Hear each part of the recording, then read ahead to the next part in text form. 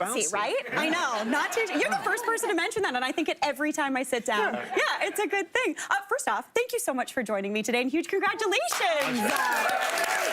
Honestly, okay, so let's start off. Luke, you are no stranger to the Bridgerton franchise. No. But this season, all eyes are on your character. Yeah. Okay, so we've got Benedict as kind of the leading man here.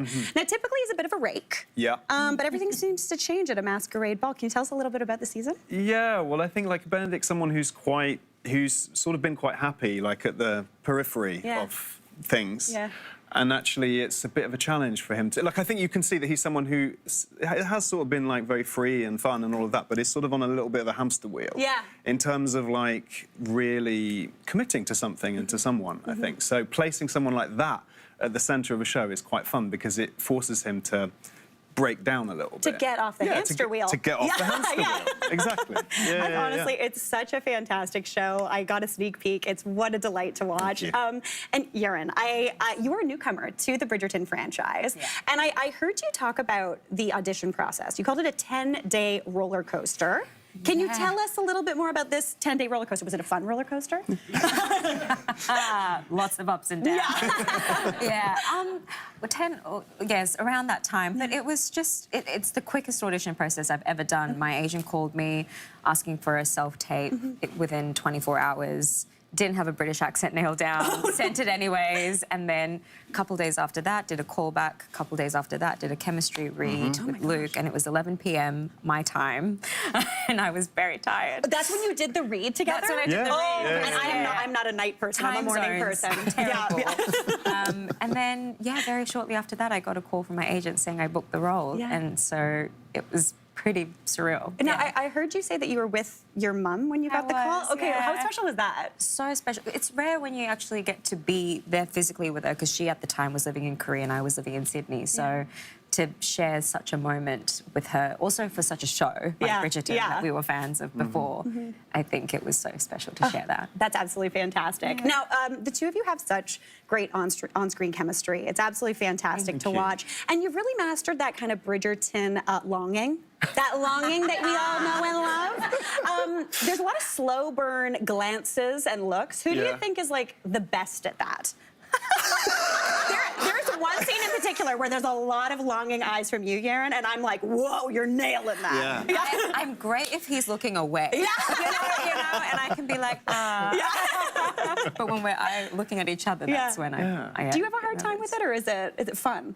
What, the scene? Like the staring at each other it's longingly. Fun. Well, because I guess the trick is to just not really, like, you're just entranced by someone else, I guess. Yeah. So it's quite fun, really. You just sort of need to just be there. I feel, do you know what I mean? Do you ever get like, it, though, when you think about looking in someone's eyes, then you really are aware of it, like me right now with you? I'm not feeling it right now. I literally am like, I think sometimes when you start a scene at the beginning of the day, you do have this, like, because, you know, you have, like, a rehearsal and you do a few takes, and you can sort of slowly level into it. But no, by the end of the day...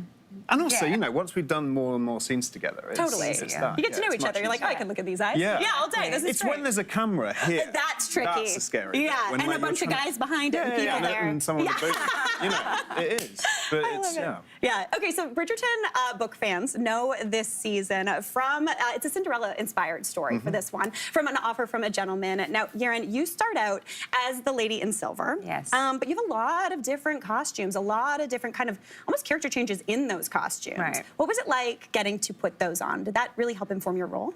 Yeah, I mean, the costume department are incredible, the amount of detail that goes into it. And it's amazing how when you put those things on, it just changes the way you hold yourself. And the Lady in Silver dress did make me feel like a princess. And I was like, oh my God. And also, it's really one and done for you. Like, that's the one big, like, nice gown that you get to wear. And then I just am in maid uniform. With an occasional sister's dress here and there. Yeah, things like this. They're stunning and they're just a joy to wear. Oh, that's fantastic. Now, we've talked about costumes, but we have to talk about music, because the music drops in Bridgerton are absolutely fantastic. We've heard so many kind of like Regency remixes from artists from Nirvana to Taylor Swift. If you could pick a song that could have that Regency remix, what would you pick? Luke, let's start with you. So I keep saying Olivia Dean. Yes. Okay. But there's one. I've now finally found the specific song, and it's later on in the new album, and it's called Loud. Oh. And if you listen to it, you can already hear the strings. Okay, Yeah. I love that. Yerin, what about you?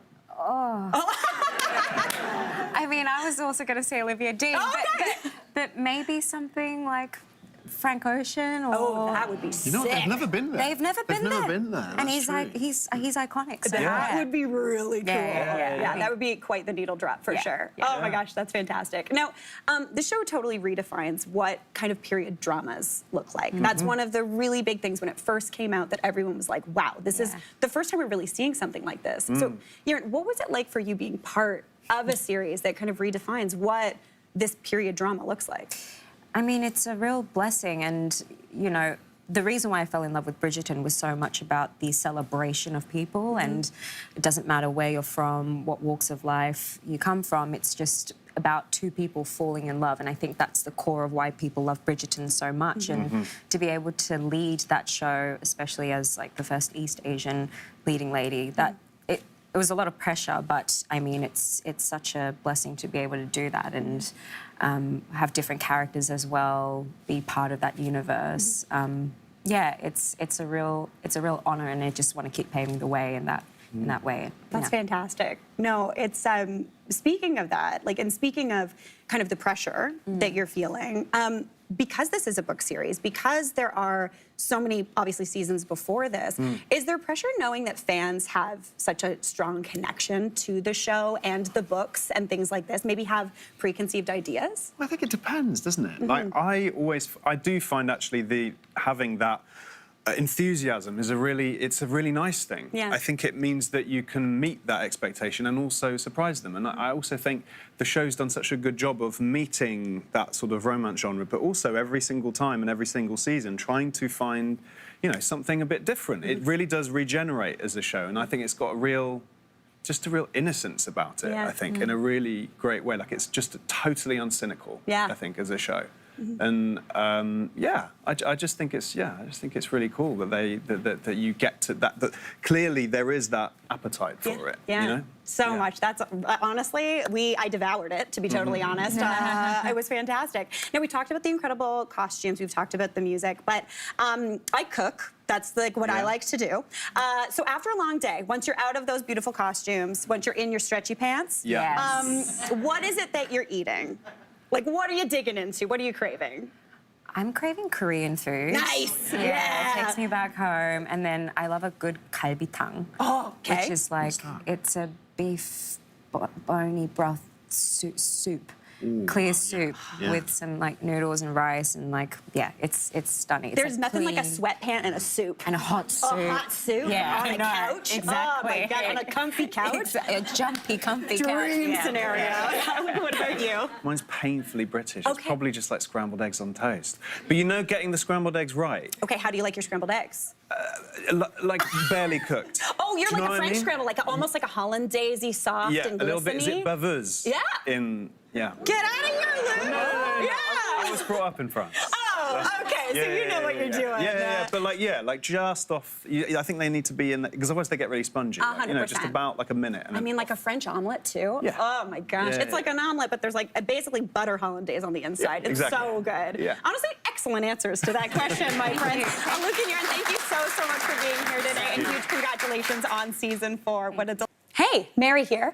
What did you think? Drop your comments below, and don't forget to like and subscribe for more of the good stuff.